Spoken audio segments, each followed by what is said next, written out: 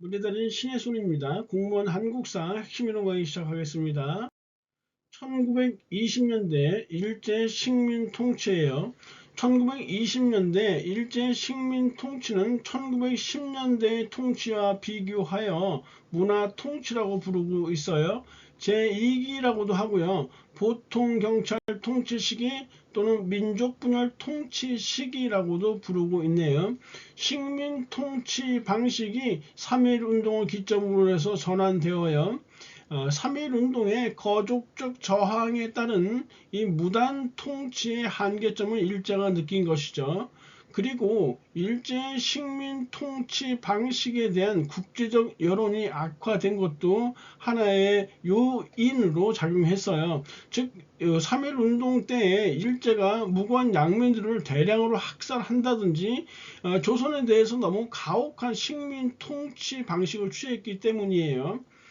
문화 통치가 시행되어지는데요. 이 문화 통치는 무단 통치에 비해서 다소 어감 부드러워 보이지만 오히려 더 교활하고 잔인한 통치 형태다라고 보시면 돼요. 2대 총독으로 사이토가 부임하고요. 이 친일파를 양성해서 민족 내부의 분열을 조장했으며 기만적인 통치 술책을 선보였네요. 문화 통치의 실상을 보면 일제는 문관 총독들을 임명했다고 하지만 실제 문관 총독이 임명된 경우는 없다라는 사실이요. 헌병 경찰제를 보통 경찰제로 전환했지만 경찰 인원수나 비용은 오히려 3배 이상 증가했다라는 사실이요. 1925년에는 치안유지법을 제정해서 사회주의자, 민족주의자, 그리고 항일 독립운동가를 이렇게 대량으로 탄압하게 돼요. 언론 출판 집회 결사의 자유를 제한적으로나마 허용하게 되는데요. 조선일보와 동아일보가 1920년에 발행되어지는 것이죠. 하지만 검열을 통해서 기사를 삭제한다든가 아니면 신문의 이 정간 또는 폐간을 반복하기에 이르러요. 참고로 조선일보 동아일보는 1940년 민족말살 정책 때 폐간되어지네요. 민족교육의 기회를 나름 확대시켰어요. 보통학교, 고등보통학교를 증설했지만 한국인의 취학률은 일본인의 6분의 1 수준에 불과했단 말이에요. 그리고 이 국내의 애국지사들의 밀립대학 설립운동이 일어날 때는요. 경성제국대학을 설립함으로써 방해하기에 이르러요. 밀립대학 설립운동은요. 일제 식민지 우민화 교육에 반발해서 1920년대 초에 이상재 선생 등이 설립한 조선 밀립대학 기성회가 주도했어요. 한민족 1천만이 한 사람이 1원씩이라는 구호를 내세워서 대학 설립을 위한 모금 활동을 전개했지만 일본의 방해로 뜻을 못 이루게 되죠. 대표적인 게 바로 이 경성 제국대학의 설립이에요. 지방자치제를 실시했는데요. 도평의회와 부와 면의 협의회를 이렇게 설치했는데요. 조선인들은 의결권이 없었어요. 그리고 일본인과 친일파만 가능했다는 얘기예요.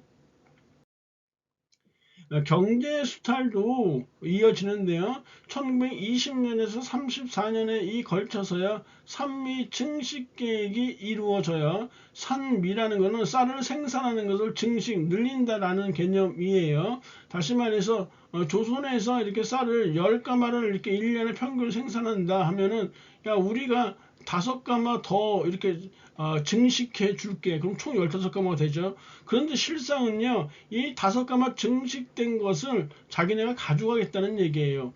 그런데 여기서 더 큰 거는요, 증식 계획에서 5가마 생산이 안 됐어요. 1가마밖에 생산이 안 됐단 말이에요. 그럼 총 11가마죠. 그런데 자기네들은 목표량 대로 가져갔어요. 이렇게 5가마를. 그러니까 오히려 조선의 입장에서는 11가마에서 5가마를 뺏기니까 6가마밖에 국내에 남는 게 없었단 얘기예요.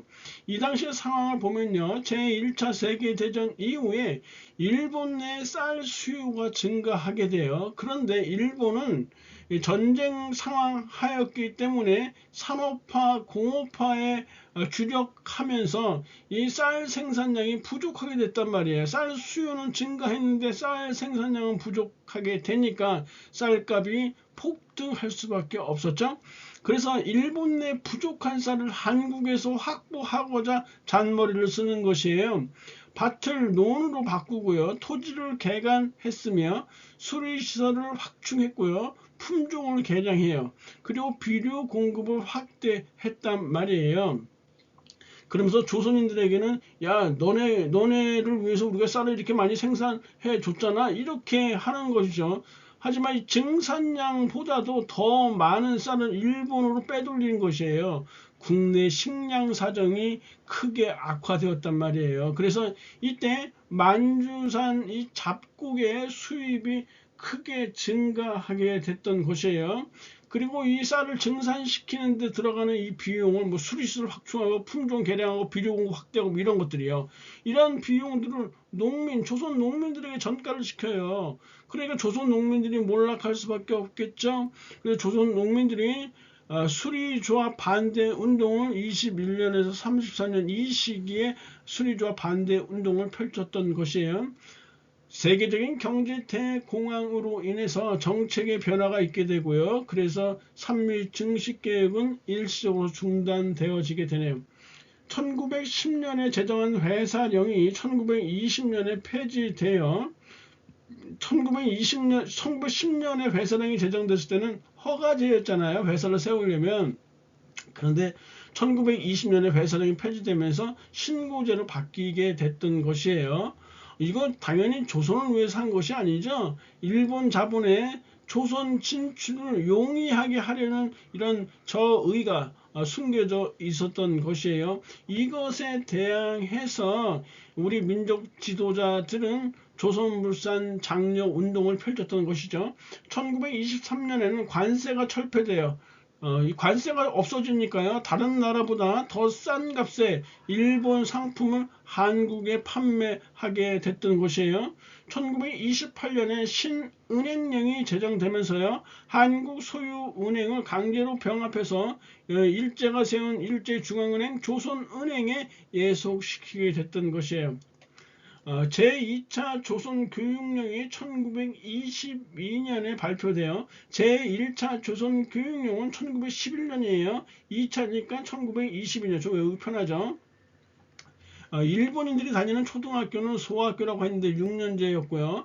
한국인이 다니는 이 초등학교 보통학교로서 6년제였어요. 한국어와 한국사를 필수로 이렇게 정해서 좀 이렇게 한국인들을 배려하는 것 같았지만요.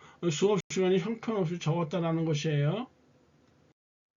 보기는 일제가 제정한 법령의 일부이다. 이 법령에 의해 처벌된 사건이 아닌 것은 국채를 변역하는 것을 목적으로 결사를 조직하는 자 또는 결사의 임원 쭉 나오고요. 여기 사유재산 제도를 부인한다. 요거 사회주의자를 처벌한다는 얘기죠.